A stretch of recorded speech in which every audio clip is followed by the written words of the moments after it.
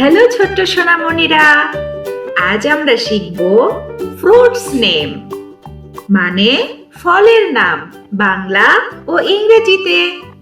চলো তাহলে আমরা শুরু করি। দেখো তো এটা কি?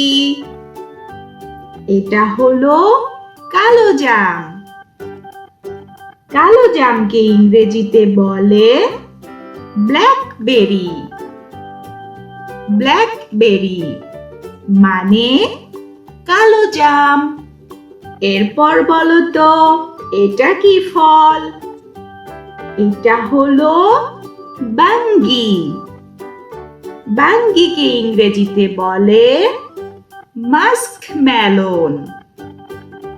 মাস্কমেলন মানে বাঙ্গি। এরপর এটা কি? এটা তো সবাই জানি, এটা হলো নারিকেল। নারিকেলকে ইংরেজিতে বলে কোকোনাট। কোকোনাট মানে নারিকেল। এরপর এটা কি ফল? এইটা হলো বেল।